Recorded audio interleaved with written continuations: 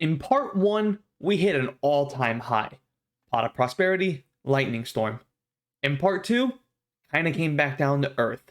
Question is, what does part 3 have in store for us today?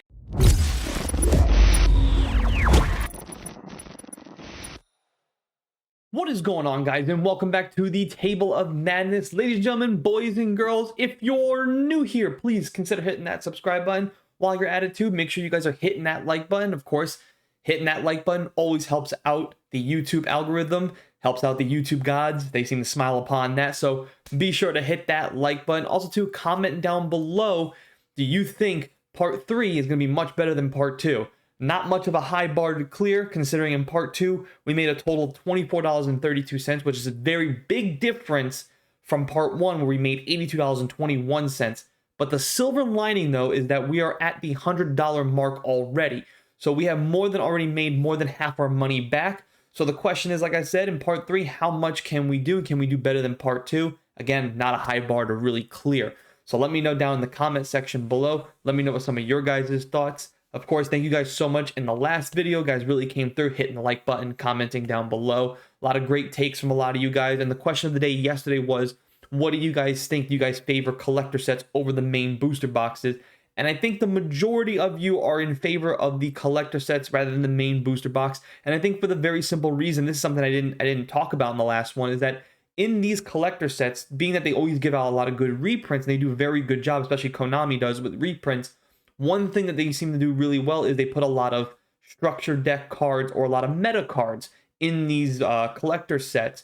Whereas the booster box sets, yeah, you may get a card that may be part of the meta, but usually there's only like 1 or 2 of them. Whereas in a lot of the collector sets, there's the reprints, and those cards usually are in a lot of variety of structured decks. So that's something I didn't touch on. I saw somebody comment down below, and I really like that take. I was like, okay, yeah, definitely I missed that one. That's a good one. And I think that's a lot of reasons. Another reason why we love collector sets so much. And of course, it does show. So just another good take from you guys. Always love it and always like having those type of conversations with you guys. So please, if there's any other conversations, by the way, you guys want to have, you can reach out to me via Instagram, BTeamMadness. Link will always be in the description box. Or you guys can comment down below on these videos if you guys think you guys have a hot take or something that you guys want to talk about. Or, of course, you guys can always join our Discord. That's right, you can join our Discord. There will always be a link in the description box to join the Discord family. So this way we can always chit chat and always hit me up as well. And if you guys got some hot takes via Yu-Gi-Oh, Digimon, Pokemon, TCG in general, the value of things, I am all about that kind of stuff. So if you ever want to reach out and challenge me on something, or have a discussion about something, or a friendly debate about something, if you think I'm wrong about something, think I'm right about something, please hit me up. I'm never going to shy away from stuff like that. So I love to hear from you guys even more. So please, again, if you want to join the Discord, link in the description box. But of course, we're not always here for that. We are here to see how well these next 3 tins are going to help us in the Can We Profit segment. This is part 3, so we're already halfway done. Like I said, we're already halfway done with the tins, and I've already made back half my money. So we are off to a good start. There's no question about that. It's just in part 2, there wasn't really any big hitters. Nothing really stood out to me. No Forbidden Droplet, no Lightning Storm, no anime art cards, no Dark Magician, Blue Eyes, Red Eyes, definitely no Pot of Prosperity, nothing like that. Of course, there was a couple of decent cards here and there, and I was happy to at least make $24 in part 2. It's a lot better than, making 15 or less. And that's why I said, sometimes all this stuff is just one giant lottery. You're purchasing a giant lottery ticket, but I had bought a whole case, so we still have 6 more tins to run through. So without me wasting any more of your time, let's jump right in to part 3. Oh baby, I am excited for this one, because I know we got to do better here in part 3 than we did in part 2. So I just feel like at this point, I just can't fail on this one. Put that down there. All right. Pack number 1. Fresh Yu-Gi-Oh cards. Yu-Gi-Oh cards have a good smell to them. I don't know if that's like a weird take. I don't know if you guys ever smelled like a fresh pack of Yu-Gi-Oh cards, but Yu-Gi-Oh cards have a nice smell to them. I don't know what it is. You guys can comment down below how silly that is. Of course, we got our generic commons. Ooh, that's a nice looking card, actually. Let's get those out of the way. Armed Dragon level 10 white. That's a beautiful looking card. Radiant Magical Cylinders, Armed Dragon, Mimic and Bug, and Destiny Hero. It's a nice looking fusion. Again, I am just still blown away with how nice the prismatic secrets, and I keep making some YouTube short videos of just my prismatic secrets, and really just because like I really do like the prismatic secrets. They really are some beautiful cards, and I think they're better than the regular generic secret rares. I don't know what it is. They just have a nice foil pattern too. They really do pop. Just all around, just A+ in my opinion for the prismatic secrets. So, Despian Comedy, of course, Ice Jade, Flodrees, nothing crazy there. All right, a lot of Flow and oh, is that Flow and Freeze or Flow and Drees? I don't know how you really pronounce that. Machina, Trap Tricks. We got Dark Infant, Rebuilder, and Drytron. Not a good card there. I've already pulled one of these, and it's really just not a good card to pull there. So there's the second prismatic secret. All right, and the last pack. Come on, give me something good here. Give me a nice Forbidden Droplet. Forbidden Droplet would basically just pay for this whole thing, right off the bat. You got the tin just already paid for with the Forbidden Droplet. So like I said, in part 1 we came off that dramatic high. In part 2 we kind of came back down to earth. Still some good cards to be pulled, but I'm getting greedy. I want something better. Got Ghost Sister, Ice Jade. Ooh, Branded Bond. That is a nice looking card. I like that card a lot, actually. Good looking one there. We got Zexiel Construction and Ghost Bell and Haunted Mansion. Okay, not the best, but still decent card to pull. These like little zombie tuners, man, they're good cards to pull there. All right, and hey, something different. So of course, our quick recap: we got Destiny Hero, Drytron, and Ghost Bell and Haunted Mansion. So off to a decent start. All right, time for tin number 2. After tin number 1 wasn't too bad, right? 2 decent cards there. Between the Fusion and the Ghost Bell, those are some 2 decent cards, so not every tin can be a winner. That's kind of what I'm just hoping for, right? If we can just get stuff like that with 1 tin being really good, and then other cards then make it so much worth it that you got a Ghost Bell and the other Fusion monster there. Let's see what we got here. Destiny Heroes, Ice Jade, Beat Trooper, Flip Frozen, Magic Key. Speaking of Magic Key, there's Magic Key Fiend. So we got that. You got Virtual World Gate, Binary Blader, Dark Infant, Rebuilder, and oh, Lightning Storm. There we go. That is what I'm talking about. Yes, I will easily take a second Lightning Storm. Oh, baby, that's what I'm talking about. Here we go. Mwah, chef's kiss right there. That is what I'm talking about. That is all I wanted right there. And again, I do not mess with these higher value cards. I immediately sleeve them up and immediately put them in a top loader. Oh, there we go. Our second Lightning Storm. And I am feeling really good now about part 3.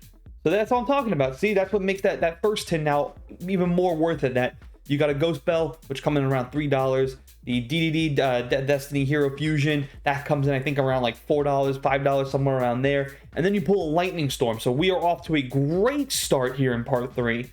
Oh, babe. There we go. And of course, some regular commons that we really just don't care about. Oh, that Lightning Storm too. That foiling on that Lightning Storm is gorgeous. All right. Now, if we can pull, like if I didn't pull any of the Red Eyes or the Dark Magician Girl, it's worth it just because I got 2 Lightning Storms. They actually are more valuable than a Dark Magician, and we already got the Pot of Prosperity and stuff like that. So this case of tins was really good to me so far. Let's see what else we got in store. There we go. You know what I haven't pulled yet? I haven't pulled any Egyptian support at all. That screams of the branded bond. Some good branded cards. Zexiel Construction and a Tri-Brigade Kit. There we go. Decent card there to pull. And of course, some of this other stuff. Yeah, haven't pulled any of the Egyptian support, like at all. And I wonder if there's a not so great chance of pulling them, or maybe I just got, you know, I wouldn't call it unlucky, just wasn't meant to be in this case of tins. Maybe it's a lot harder to pull. You guys can let me know in the comment section. I love too that there's a lot of good branded support, because again, I am building a branded Preda branded fusion deck, and I love it that I'm just getting more and more support for the branded. So that's a nice looking card.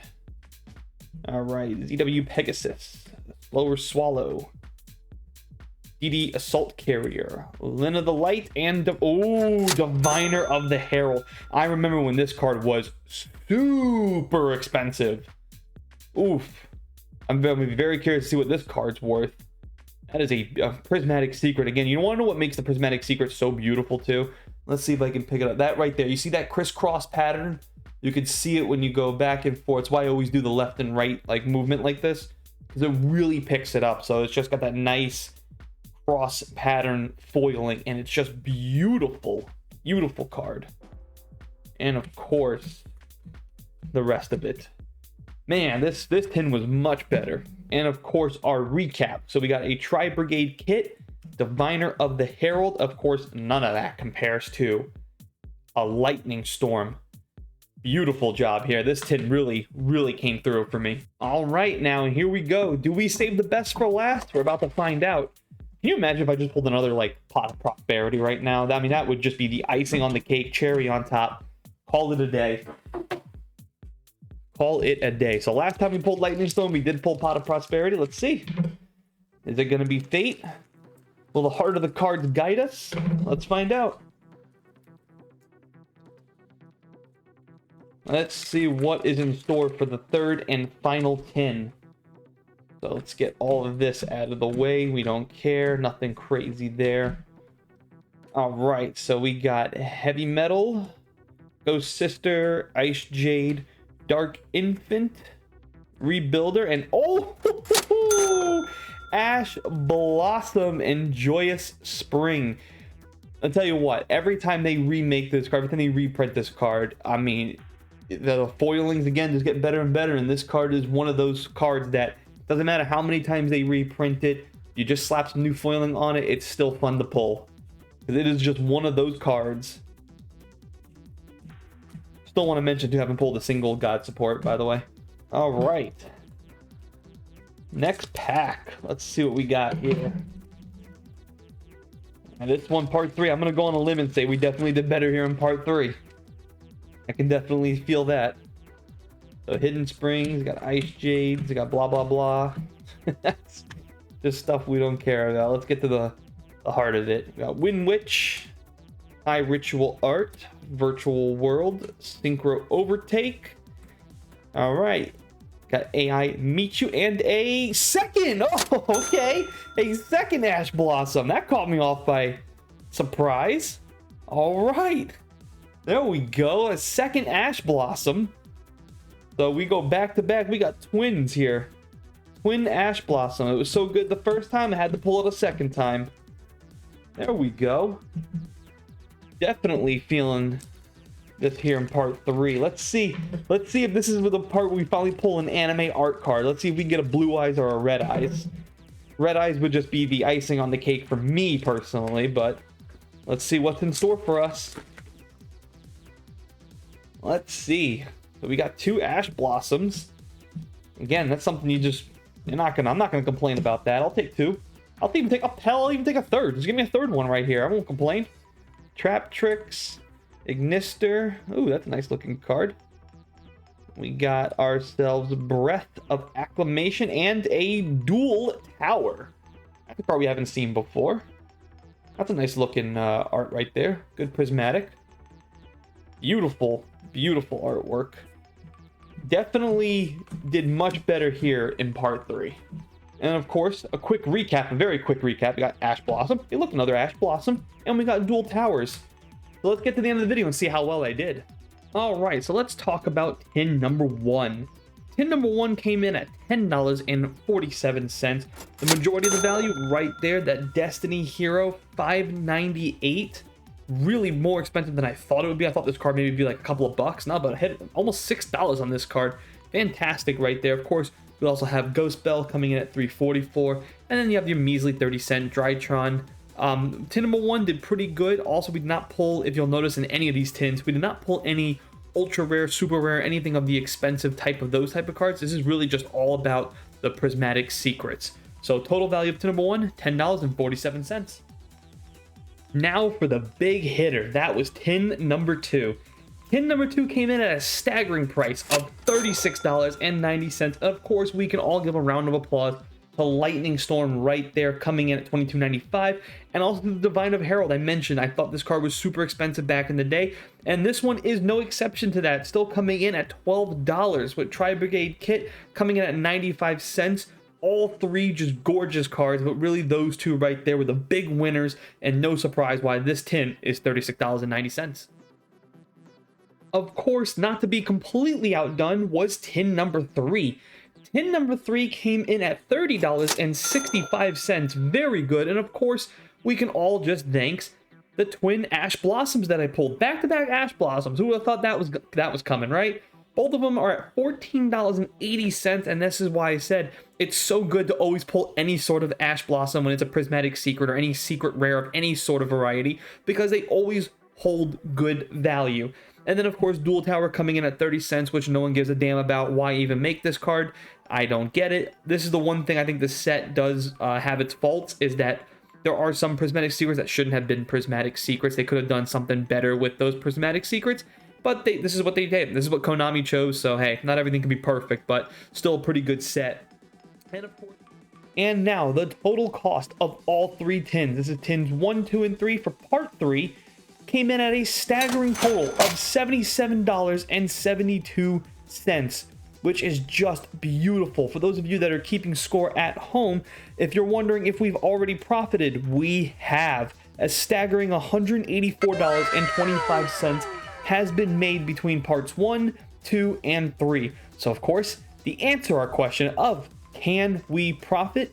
The answer, yes. Yes, we can. That is what I'm talking about right there. Just like that, we're part 3, and guess what? We've already answered our question. The question was, can we profit? The answer is an emphatic yes. And I say emphatic because I spent $166 on this, and I'm already at $184. So not only did I already make my money back, I'm already making the then some part of my money back, right? I'm already $20 in the green. So that's what I'm saying. This is why you have to think about stuff like this. This is why I'm so high on Yu-Gi-Oh collector sets. I just think they put more effort, they put better care into their product, they put better reprints, put a better value, meta cards, all this, and they're not that expensive as booster boxes. All this stuff makes for a very good collector set, and I think Yu-Gi-Oh, when it comes to collector sets, above everybody else, I think does one of the best jobs of putting effort into their collector sets. And it clearly shows right there. Just to put all of this into perspective too, out of all the tins we've pulled, let's see how many tins were actually successful at making my $13 plus back in return. So how many tins made $13 or more dollars? 1, 2, 3, 4, 5. 5 tins.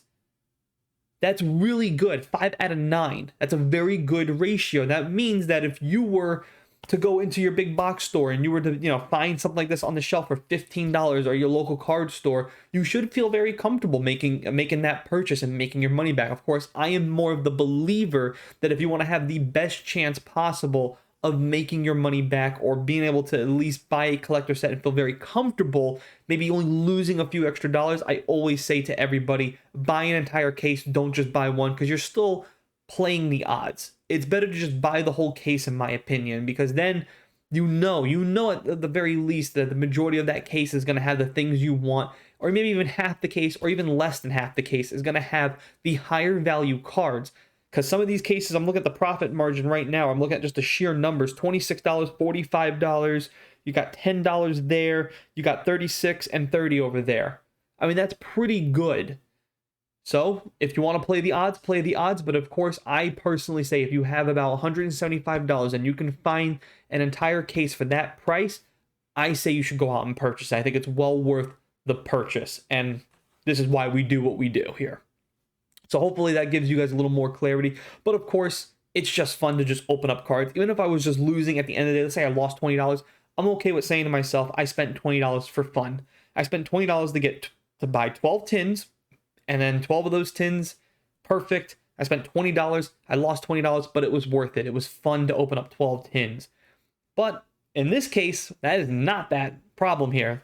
We already made our money back and then some, which means the next 3 tins are just going to add on to that profit margin. And we still have yet to pull any Egyptian support and any of the anime cards, which apparently you're supposed to get 1 per case. So that means one of them is sitting in those 3 tins right over there.